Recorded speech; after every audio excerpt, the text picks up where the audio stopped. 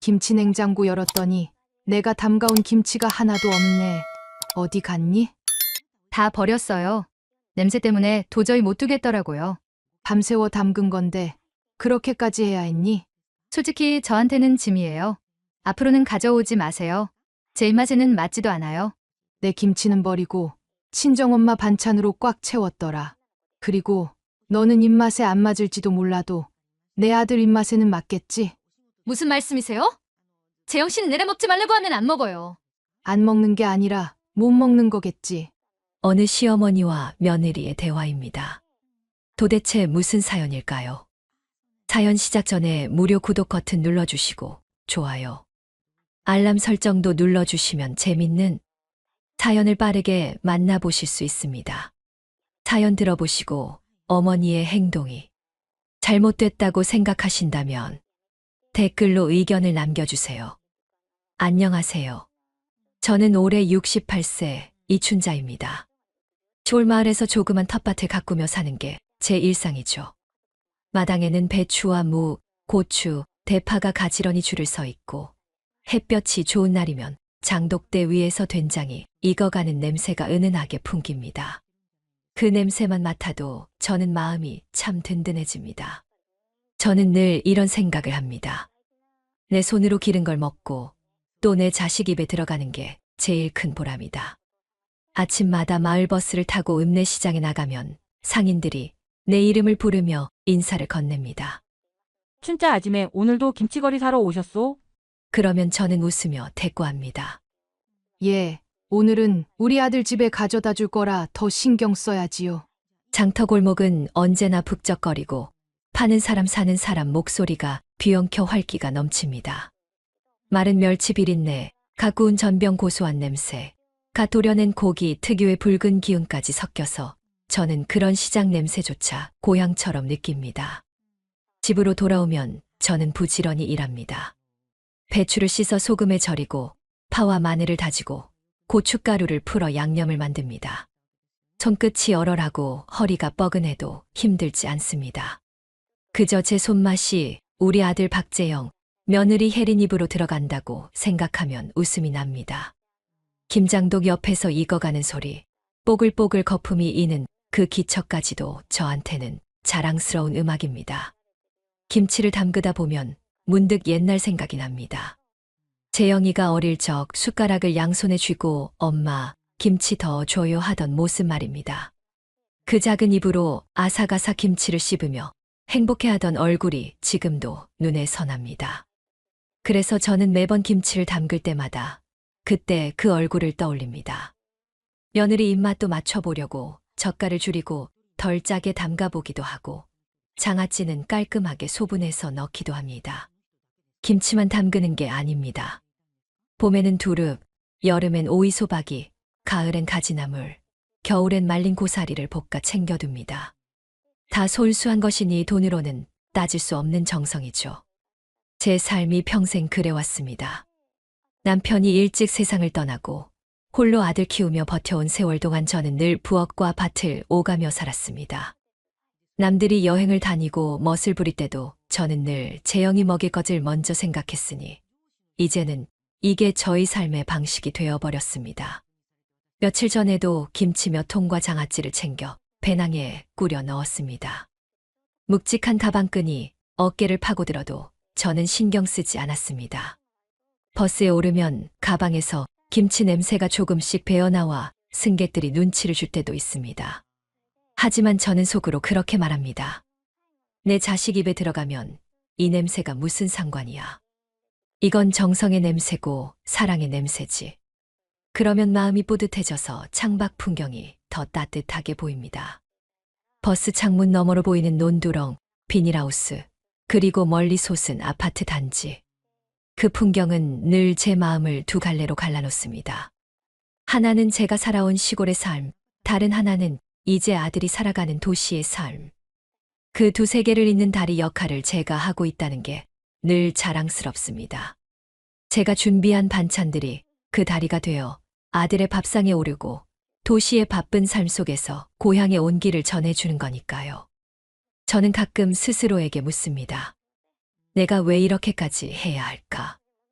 하지만 대답은 금세 나옵니다. 이게 내가 살아온 방식이고 내가 느끼는 행복이지. 사람마다 행복을 찾는 방법이 다르다지만 저는 제 손으로 만든 음식을 가족이 먹는 걸 볼 때 가장 큰 기쁨을 느낍니다. 그래서 저는 늘 장독대 앞에서 기도하듯 빌었습니다. 이 정성이 꼭 전해지기를. 재영이는 바쁘다고 늘 말합니다. 회사 일 때문에 주말에도 눈코 뜰 새가 없다고 하죠. 며느리 혜린이도 맞벌이를 하느라 고생이 많습니다. 그래서 저는 더 챙기고 싶은 겁니다. 두 사람 다 바쁘니 제가 조금이라도 부담을 덜어주고 싶었습니다. 제 손으로 만든 반찬으로 두 사람 밥상이 든든해진다면 그것만으로도 제 하루가 의미 있거든요. 그렇게 저는 오늘도 반찬을 챙겨 버스에 올랐습니다. 어깨가 무겁지만 마음은 가볍습니다. 제 어깨에 걸린 건 단순한 가방이 아니라 제 삶의 보람과 사랑이 담긴 바구니이니까요.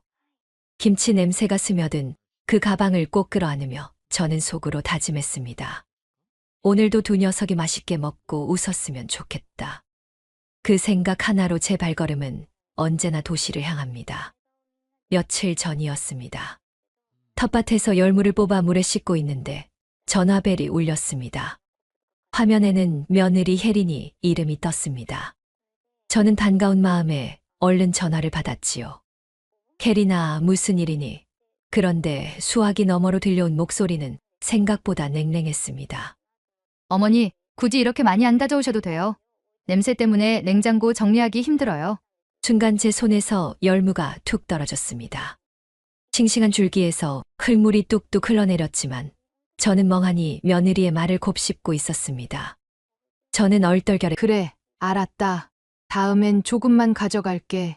전화를 끊고 난 뒤 가슴 한쪽이 먹먹했습니다. 며느리가 짜증 섞인 목소리로 말한 굳이, 냄새, 힘들다는 단어들이 제 귀 속에서 둔탁하게 울렸습니다. 제게는 평생을 살아온 정성의 냄새가 그들에게는 불편한 짐이 된다는 걸 처음으로 실감한 순간이었습니다. 저녁 무렵 부엌에서 열무를 다시 다듬으며 며느리 목소리를 떠올렸습니다. 물이 철철 흐르며 바닥을 적셨는데 그 소리조차 제 마음속에선 정리하기 힘들다는 며느리 말과 겹쳐 들렸습니다. 김치 냄새는 제겐 고향의 냄새, 가족의 냄새였는데 도시 사람들 눈에는 불쾌한 냄새일 뿐일까요? 그렇게 생각하니 가슴이 저릿하며 손끝이 떨렸습니다. 며칠 뒤 장에 다녀오는 길에 버스를 탔습니다. 가방 속 김치통에서 은은히 냄새가 흘러나왔는지 앞좌석 여자가 창문을 살짝 열었습니다.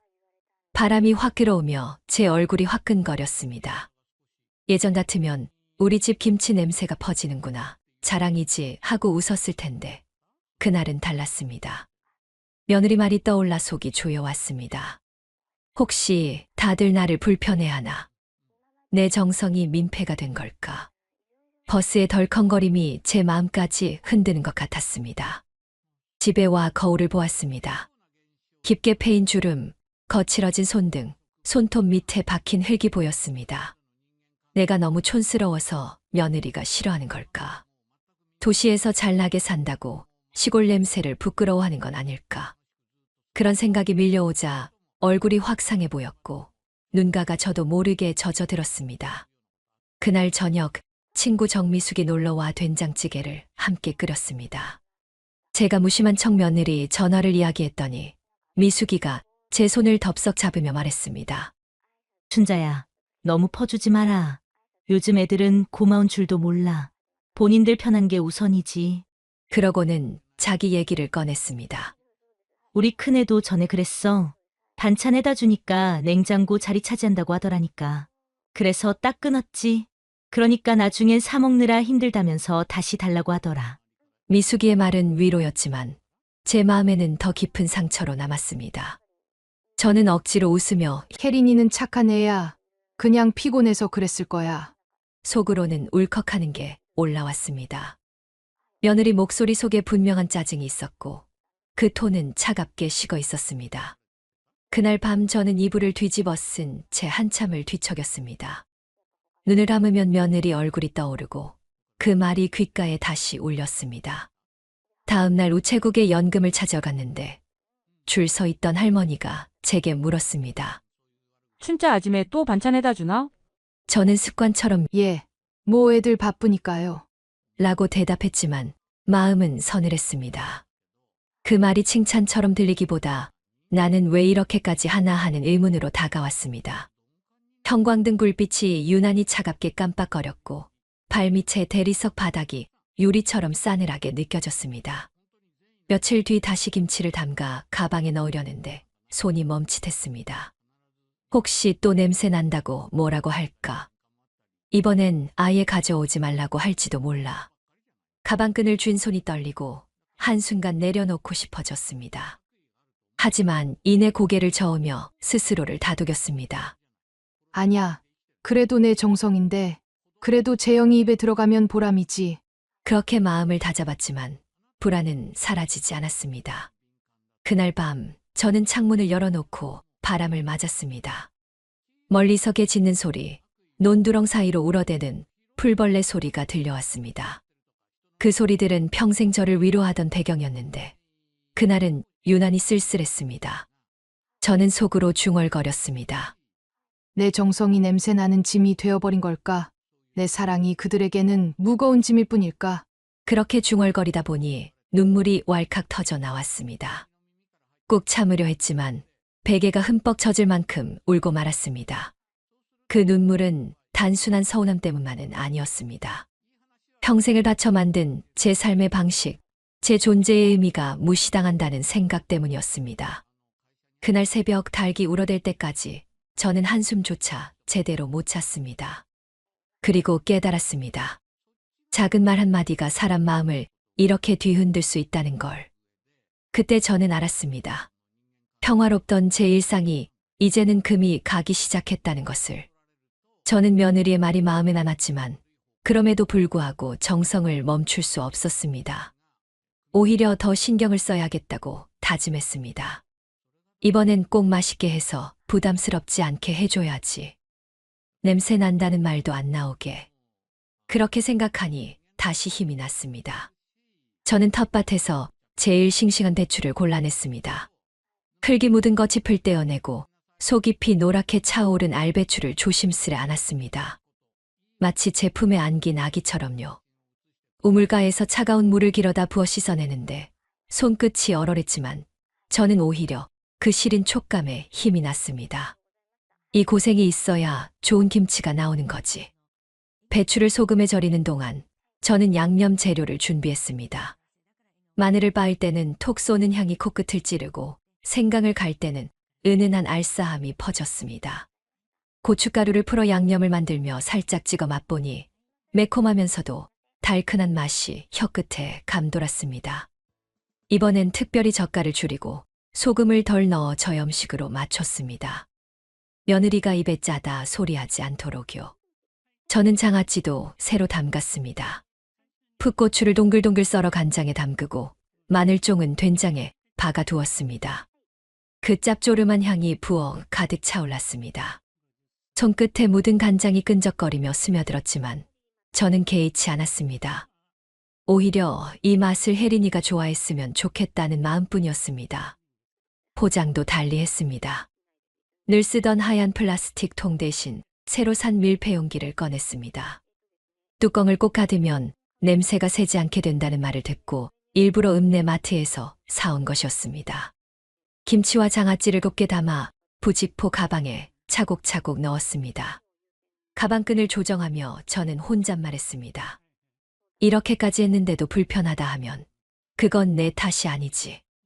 마지막으로 나물 반찬도 준비했습니다. 고사리는 푹 삶아 깨끗이 헹궈 참기름에 묻혔고 시금치는 살짝 데쳐 간장에 버무렸습니다. 손끝에서 참기름 향이 올라와 코끝을 간지를 때 저는 왠지 모르게 마음이 놓였습니다. 이 정도면 도시 입맛에도 괜찮겠지. 이걸 싫다 할 리가 없지. 준비를 마친 뒤 부엌 식탁 위에 줄지어 놓인 반찬통들을 바라보며 잠시 멈춰 섰습니다. 햇빛이 스며든 부엌 창가에 반짝이며 놓인 반찬통들이 제겐 보물처럼 보였습니다. 땀방울이 뺨을 타고 흘렀지만 속은 뿌듯했습니다. 저는 그 순간까지도 확신했습니다. 이건 분명히 아이들이 좋아할 거야. 혜린이도 이번엔 고맙다고 웃겠지. 출발 전날 밤 잠자리에 들면서도 저는 내일을 그려보았습니다. 며느리가 문을 열며 환하게 웃고 아들이 옆에서 엄마 수고하셨어요 하며 반찬을 받아드는 모습 말입니다. 상상만 해도 입꼬리가 절로 올라갔습니다. 저는 그때까지도 의심하지 않았습니다. 내 정성이 그들에게 무거운 짐이 아닌 따뜻한 선물일 거라고요. 다음 날 아침 버스를 타기 전 시장에 들렀습니다. 채소 가게에서 갓 나온 물을 사서 함께 넣어주고 싶었거든요. 장터의 소란스러운 소리가 귀를 간지럽고 상인들이 건네는 오늘도 반찬 가져가시나 봐요? 라는 인사가 제겐 자랑처럼 들렸습니다. 저는 대답했습니다. 예, 우리 애들 먹일 거예요. 요즘 바빠서 제대로 못 챙기니까요. 그 말이 제 입에서 나올 때마다 제 존재가 분명해지는 듯 했습니다. 버스에 올라타니 가방이 묵직해 어깨가 짓눌렸습니다. 하지만 그 무게는 고단함이 아니라 사랑이었습니다. 좌석 옆 창문에 기대며 창밖을 보니 논두렁 사이로 바람에 흔들리는 벼, 이삭들이 보였습니다. 그 모습이 제 마음속에서도 잔잔히 흔들리는 희망처럼 느껴졌습니다. 버스가 도시로 가까워질수록 아파트 단지가 눈에 들어왔습니다. 높은 건물들이 차례로 나타날 때마다 제 심장도 쿵쿵 뛰었습니다. 이제 곧 만나겠구나. 오늘은 좋은 말 들을 수 있겠지. 수고했다, 맛있다, 이런 말 한마디면 충분해. 저는 스스로를 다독이며 입가에 미소를 지었습니다. 도착 후 집 앞에 서니 아파트 유리창에 햇빛이 부딪혀 반짝였습니다. 초인종을 누르기 전 저는 반찬통을 다시 한번 가방 안에서 확인했습니다. 김치통은 단단히 잠겼고 장아찌도 흘러나올 틈이 없었습니다. 손끝에 전해지는 그 단단한 감촉이 제 마음까지 단단하게 만들어주는 듯했습니다. 저는 숨을 고르고 초인종을 눌렀습니다. 안에서 들려오는 현관벨 소리가 제 가슴을 쿵쿵 두드렸습니다. 이번엔 꼭 좋은 반응이 있기를. 그 순간만을 바라는 마음으로 저는 현관 앞에 서 있었습니다. 현관문이 열리길 기다렸지만 한참이 지나도 인기척이 없었습니다. 아들은 회사에 간 모양이었고 며느리도 어디 외출을 했는지 집 안이 고요했습니다. 저는 마치 낯선 집 앞에 서 있는 사람처럼 어색하게 서 있다가 결국 아들이 두고 간 비밀번호를 눌러 조심스레 들어갔습니다. 현관 안쪽 공기는 싸늘했고 집안에 맴도는 섬유유연제 냄새가 저를 환영하기보다는 밀어내는 것 같았습니다. 신발을 벗고 들어서니 거실은 깨끗이 정돈돼 있었습니다. 반짝이는 바닥에 제 발자국이 찍히는 소리가 유난히 크게 들렸습니다. 부엌으로 가방을 옮기며 두리번거리다 저는 그 자리에서 얼어붙고 말았습니다. 지난번에 가져다 주었던 반찬통이 부엌 구석에 쌓여 있었는데 뚜껑도 열지 않은 채 비닐봉지째로 쓰레기 옆에 던져져 있었습니다. 순간 심장이 철렁 내려앉았습니다. 반찬통은 이미 냄새가 배어 있었고 속은 곰팡이가 피어 새까매져 있었습니다. 그 모습을 보는 순간 제 속에서 무언가가 와르르 무너져 내렸습니다. 아니, 이걸 왜? 목구멍까지 울컥 치밀어 올랐지만 집 안엔 아무도 없었습니다. 저는 반찬통을 하나하나 들여다보다 결국 주저앉고 말았습니다. 그동안 정성껏 담았던 반찬들이 비닐봉지 안에서 썩어가는 모습을 보니 눈물이 왈칵 터져 나왔습니다. 며느리 입에 들어갈 거라 생각하며 새벽까지 고생한 제 손길이 이렇게 쓰레기 더미에 던져질 줄은 몰랐습니다. 손끝이 시커멓게 된 나물 조각을 만지자 끈적한 냄새가 손에 묻어 더 견딜 수가 없었습니다. 저는 얼른 창문을 열어 환기를 시켰습니다. 바깥에서 차들이 지나가는 소리와 함께 매캐한 매연 냄새가 밀려 들어왔습니다. 그 냄새마저도 제겐 위로 같았습니다. 차라리 매연이 낫지 내 정성이 이렇게 버려지는 냄새보다는 그렇게 생각하니 눈물이 다시 쏟아졌습니다. 한참을 앉아 있다가 정신을 다잡으려 부엌을 정리하기 시작했습니다. 반찬통들을 씻어내려 수도꼭지를 틀자 찬물이 손등에 부딪혀 소름이 돋았습니다. 하지만 그보다 더 서늘한 건 제 가슴이었습니다. 혹시 내가 너무 많이 챙겨서 그랬나? 냉장고에 들어갈 자리가 없어서 그런 걸까? 그렇게 스스로를 위로하려 했지만 곧바로 떠오른 며느리의 목소리가 제 생각을 무너뜨렸습니다. 굳이 이렇게 많이 안 가져오셔도 돼요. 냄새 때문에 힘들어요. 저는 반찬통을 닦으며 속으로 중얼거렸습니다. 내가 짐이 된 걸까? 내 정성이 짐이 된 걸까? 그 말이 자꾸 맴돌아 머리가 지끈거렸습니다. 싱크대 위에 부딪히는 반찬통 소리가 유난히 날카롭게 들려서 제 마음까지 긁어내는 것 같았습니다. 시간이 한참 지나 아들이 들어왔습니다. 그는 서류 가방을 던져놓고 피곤한 얼굴로 말했습니다. 엄마 오셨어요? 아, 미안해요. 오늘 회의가 길어져서. 그의 얼굴에는 진심 어린 미안함이 담겨 있었지만 저는 그보다 먼저 부엌 구석의 반찬통 더미가 떠올라 마음이 서늘했습니다. 저는 물었습니다. 재영아, 지난번에 내가 가져온 반찬 왜 그대로 버려져 있었니? 아들은 순간 당황한 얼굴로 시선을 피했습니다. 그리고는 더듬으며 말했습니다. 그게 혜린이가 요즘 입맛이 달라져서 또 친구들이 집에 자주 오니까 냉장고가 좀. 하지만 그의 말은 점점 작아지다 결국 멈췄습니다. 저를 바라보는 그의 눈빛에는 죄책감이 어려 있었지만 그 죄책감이 변명으로만 들렸습니다. 그때 현관문이 열리며 며느리가 들어왔습니다. 화려한 옷차림의 쇼핑백을 들고 있었지요. 저를 보더니 잠시 놀라는 표정을 짓더니 아무렇지 않게 말했습니다. 어머니 오셨어요? 저 친구들 만나고 오는 길이에요. 그녀는 제 눈치를 보지도 않고 냉장고를 열어 안에 있던 음료수를 꺼냈습니다.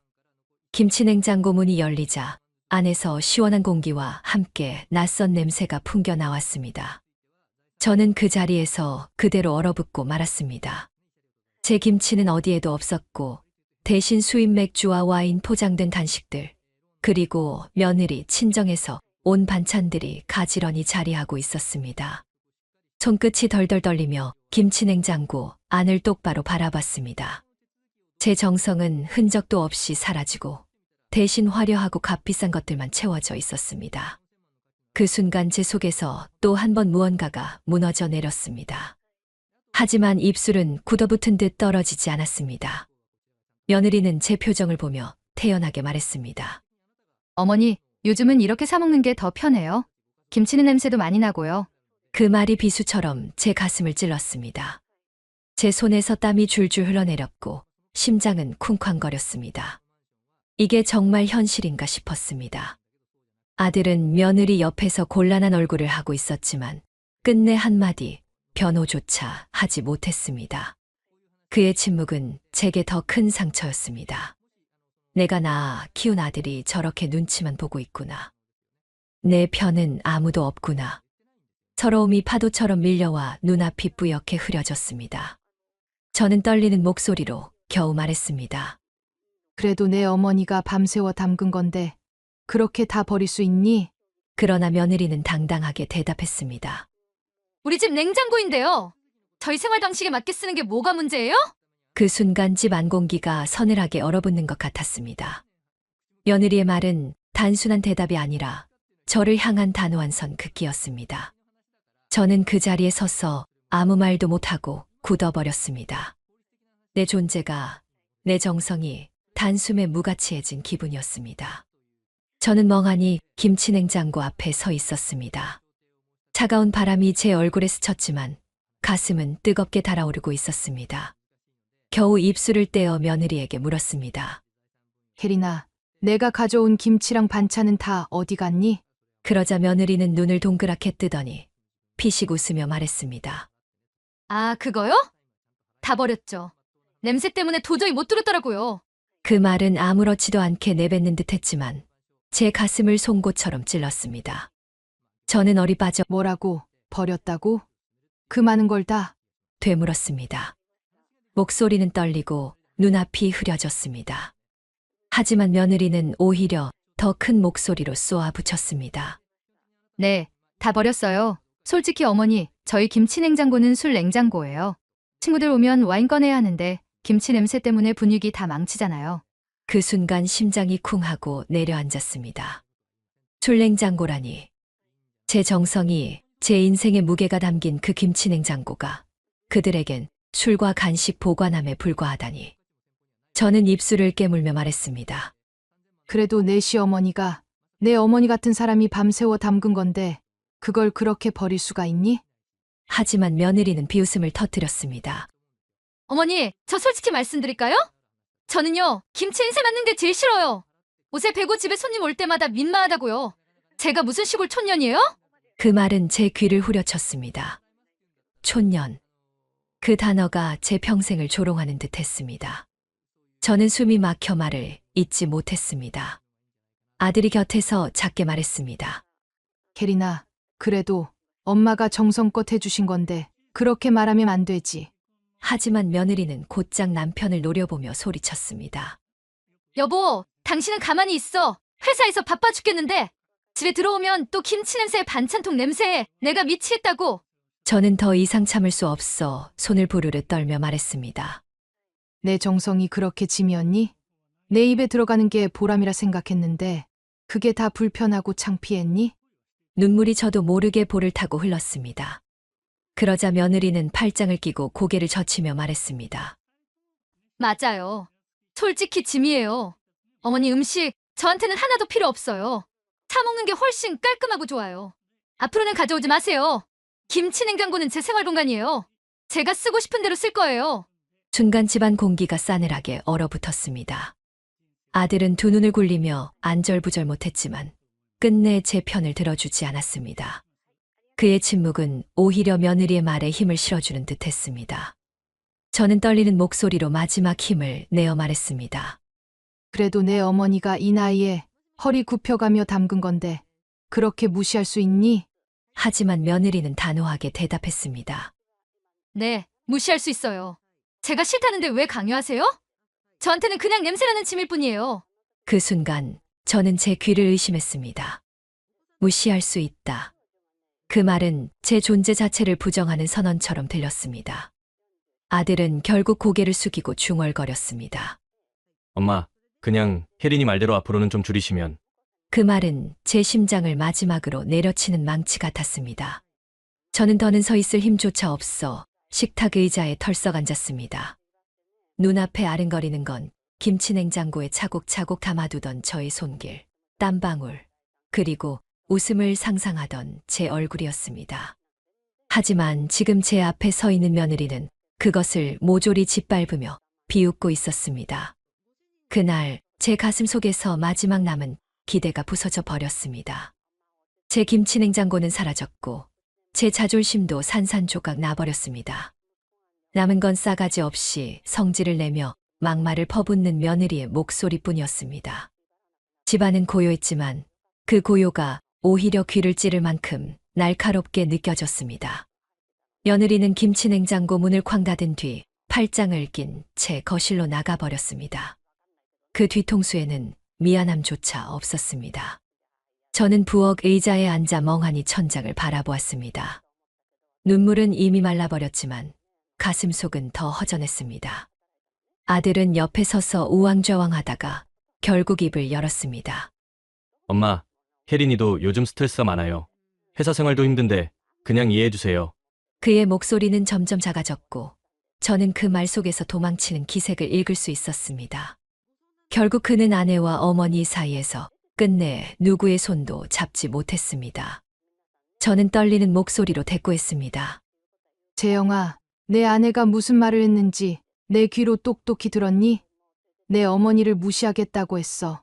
정성이 짐이라 했어. 그런데도 너는 가만히 있을 거니? 제 질문에 아들은 눈을 피하며 고개를 떨궜습니다. 며칠이 지나도록 제 마음은 편치 않았습니다. 아들과 며느리의 집을 떠나 돌아오는 버스 안, 저는 창밖만 뚫어지게 바라보았습니다. 논두렁에 바람이 불어 벼가 흔들리고 있었지만 제 마음은 흔들리는 벼보다 더 휘청거렸습니다. 내가 왜 이렇게까지 해야 했을까? 왜 내 아들에게조차 위로 한마디 못 받는 걸까?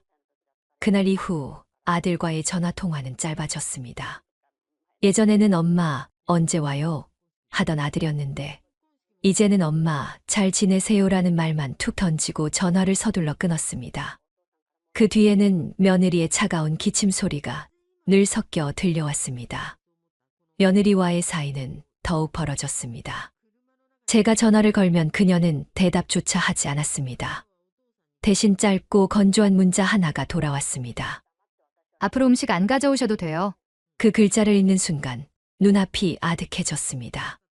평생 며느리 입에 들어갈 걸 생각하며 살아온 제 손길이 문자 몇 자로 거절당하다니. 동네 친구 정미숙이 저를 보며 한숨을 내쉬었습니다. 춘자야, 내가 말했잖아. 너무 퍼주지 말라고. 요즘 애들한텐 정성도 짐이야. 너만 손해보지. 그녀의 말이 가슴을 후벼 팠습니다. 예전 같으면 아니야, 우리 애들은 다르다고 웃어 넘겼겠지만 이제는 반박할 힘조차 없었습니다. 그 뒤로는 아들 집에 발길이 점점 뜸해졌습니다. 초인종을 누르던 손가락이 떨려더는 용기가 나지 않았습니다. 혹여 며느리의 싸늘한 얼굴을 다시 마주칠까 두려웠습니다. 김치냉장고 앞에서 얼어붙던 그날의 기억이 자꾸만 떠올라 제 발걸음을 막아섰습니다. 아들과 며느리 사이도 어색해졌습니다. 이웃에게 들으니 요즘 둘이 자주 싸운다고 했습니다. 아들은 저와 며느리 사이에서 갈팡질팡하며 눈치를 보느라 피곤해했고, 며느리는 며느리대로 제 존재를 불편해했습니다. 결국 두 사람의 대화는 점점 짧아지고 차가운 공기만 오갔습니다. 저는 더 이상 이 상황을 견딜 수 없었습니다. 아들과 며느리 집에 발도 들이지 않고 제 집에서 혼자 밥을 지어 먹으며 지냈습니다. 된장찌개에서 피어오르는 구수한 향이 허공에 흩어질 때마다 이 맛을 나눌 사람이 없다는 사실이 제 마음을 더 허무하게 만들었습니다. 밤이 깊어 잠자리에 누워도 눈을 감을 수 없었습니다. 천장에 비친 그림자가 며느리 얼굴로 겹쳐 보였고, 짐이에요. 냄새나요. 나는 그녀의 목소리가 귓가에 맴돌았습니다. 그 소리가 제 심장을 짓눌렀습니다. 저는 그제야 깨달았습니다. 이 관계는 이미 되돌릴 수 없다는 것을. 아들과 며느리, 그 집의 김치냉장고 안에서 제 자리는 영원히 사라졌다는 것을요. 며칠 동안 저는 밥을 먹어도 맛이 없고 잠을 자도 금방 깨곤 했습니다.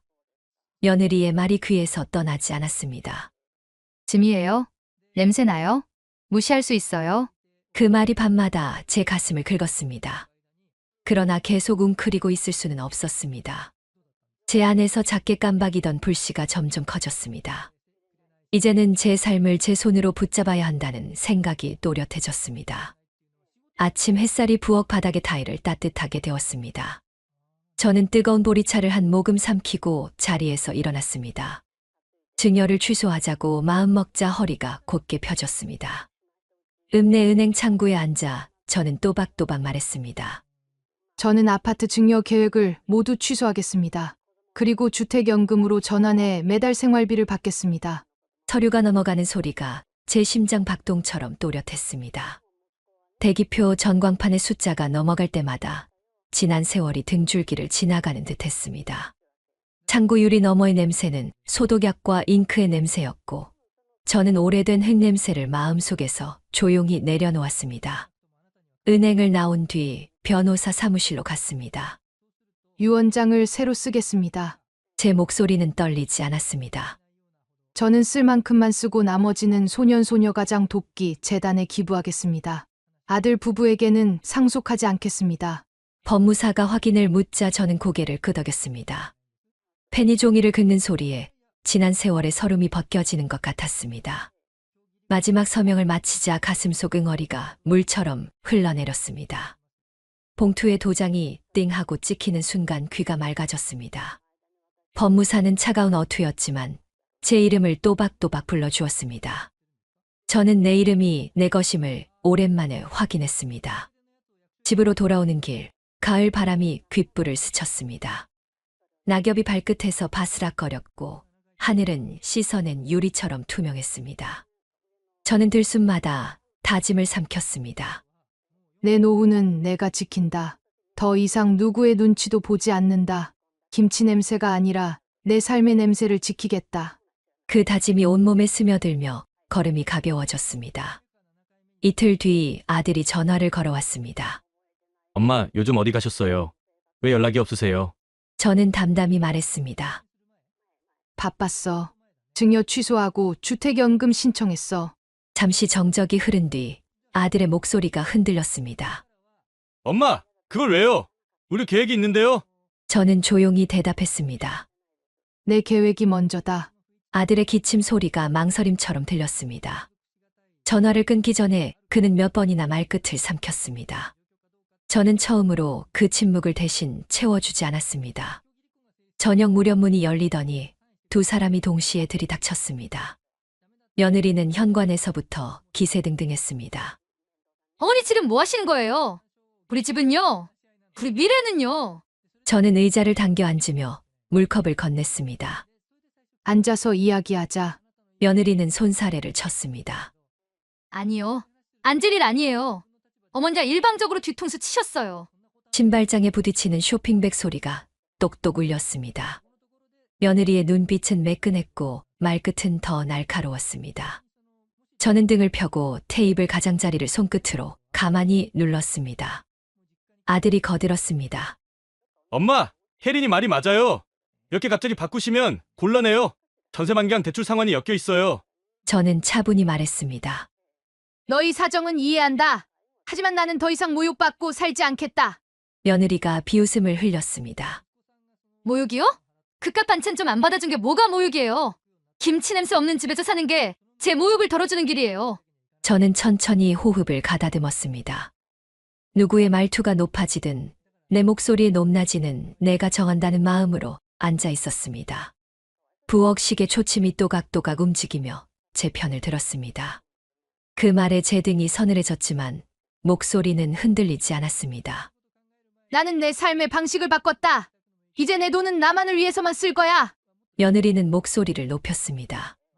그러니까 결국 의료손 때라는 거죠? 이기적인 거 아세요? 평생 엄마 타이틀로 휘두르니 이제 돈으로 복수하시네. 저는 조용히 답했습니다. 복수가 아니다. 경계다. 내 존엄을 위한 마지막 선이다. 며느리는 발 뒤꿈치를 탁탁 울리며 말했습니다. 상속은 우리 권리예요. 솔직히 어머니 재산 우리가 함께 모은 거나 다름없어요. 저는 그 말을 또박또박 되받았습니다. 권리는 책임 다음에 온다. 아들의 얼굴이 창백해졌습니다. 그는 좌우로 시선을 흘리다 결국 제 손등을 보았습니다. 저는 손등의 굳은 살을 바라보며 살아온 날을 다짐처럼 세웠습니다. 오늘 결심은 내 평생 가장 조용한 선언이야. 되돌릴 수 없다. 아들은 한숨을 쉬며 말했습니다. 엄마가 이렇게 나오시면 우리도 생각이 있어요. 관계를 다시 생각해야 할지도 몰라요. 며느리는 더 거칠게 밀어붙였습니다. 그래요. 각자 살아요. 대신 나중에 도움 필요하다고 울먹이지 마세요. 저는 천천히 고개를 끄덕였습니다. 각자 산다. 그 말 내가 먼저 준비했다. 내 생활은 주택연금으로 충분하다. 부탁할 일 없을 것이다. 집을 나가려던 두 사람의 발소리가 현관에서 메아리 쳤습니다. 저는 마지막으로 말했습니다. 내 문은 예의가 있는 날에만 열린다. 김치 냄새가 싫다던 말처럼 사람 냄새를 쉽게 버리지 말아라. 며느리가 툭 던지듯 중얼거렸습니다. 시대에 뒤처진 고집은 병이에요. 저는 미소를 지었습니다. 고집이 아니라 뿌리다. 내 뿌리를 내가 지킨다. 두 사람의 그림자가 문틈에서 사라지자 집안 공기가 비로소 제 호흡과 길이가 맞아들었습니다. 두 사람이 떠난 뒤 현관문이 닫히는 소리가 오래도록 귀에 남았습니다. 그 소리는 싸움의 끝이 아니라 제 삶의 새로운 시작을 알리는 종소리 같았습니다. 고요 속에서 저는 한참 동안 꼼짝도 하지 못했습니다. 억울함과 분노가 아니라 이상하게도 묘한 안도감이 밀려왔습니다. 평생 가족을 위해 굳은 살이 박힌 손으로 음식을 만들고 뒷바라지를 하며 살아왔지만 이제는 그 손길을 제 자신을 위해 써야 한다는 결심이 또렷하게 떠올랐습니다. 며칠 후 정미숙이 전화를 걸어왔습니다. 춘자야, 우리 이번에 남해로 여행 가자. 바닷바람 쐬면 속이 좀 풀릴 거야. 저는 한동안 아무 대답을 하지 못했습니다. 왜냐면 제 인생에서 나를 위한 여행이라는 게 한 번도 없었기 때문입니다. 결혼하고 자식 낳고 먹이고 입히느라 바쁘게 살다 보니 제 몫의 기차표 한 장 사본 적이 없었습니다. 한참을 뜸들이다가 결국 웃으며 대답했습니다. 그래, 이번엔 나도 간다. 더는 집구석에만 갇혀 있지 않을 거야. 전화를 끊고 나서도 심장이 두근거렸습니다. 이제야 바보 같은 굴레에서 벗어나는구나 싶었습니다. 여행 준비를 하면서도 눈물이 핑 돌았습니다. 서랍을 열어보니 오래전에 사두고 한 번도 입지 못한 꽃무늬 블라우스가 있었습니다. 늘 며느리 눈치 보며 촌스럽다 소리 들을까 꺼내지도 못했던 옷이었습니다. 옷걸이에 걸린 채 빛바랜 소매를 쓸어내리며 속으로 중얼거렸습니다. 내가 왜 이렇게 바보같이 살았을까? 내 옷 하나 제대로 못 입고, 내 돈 하나 제대로 못 쓰고, 작은 캐리어에 옷을 차곡차곡 넣으면서 마음속 깊은 곳에 아쉬움이 함께 담겼습니다. 하지만 그 아쉬움 위에 희미한 설렘이 차오르기 시작했습니다. 기차역 대합실은 사람들로 붐볐습니다. 안내 방송이 울려 퍼지고 사람들의 발자국 소리가 리듬처럼 얽혀 있었습니다. 제 손에는 무거운 반찬통 대신 작은 여행 가방 하나가 들려 있었습니다. 예전에는 김치 냄새 밴 가방 때문에 어깨를 움츠렸지만 오늘은 아니었습니다. 가방에서 풍기는 건 비누 냄새와 새 옷 냄새뿐이었습니다. 기차가 덜컹거리며 출발할 때 제 마음속에 억눌렸던 서러움이 차창 밖 풍경과 함께 흔들리며 멀리 흩어지는 듯 했습니다. 남해의 바다는 끝이 없었습니다. 짭조름한 바닷냄이 코끝을 스쳤고 파도가 부서지는 소리가 가슴을 두드렸습니다. 정미숙과 갓 튀긴 멸치튀김을 나눠 먹으며 바닷가 벤치에 앉았을 때 저는 속으로 중얼거렸습니다. 이게 바로 내 인생의 맛이지. 내가 지켜낸 내 자유지. 모래가 발끝을 간지럽고 갈매기가 머리 위를 맴돌았습니다. 그 풍경 속에서 저는 처음으로 내 삶을 살아있다는 실감을 했습니다. 집으로 돌아온 뒤 정미숙의 권유로 문화센터에 등록했습니다. 첫날 서예 강좌에서 하얀 종이 위에 붓을 대는 순간 먹물이 스르르 번지며 새로운 길이 열리는 듯 했습니다. 강사가 말했습니다. 천천히 그러나 단단하게 써 내려가세요.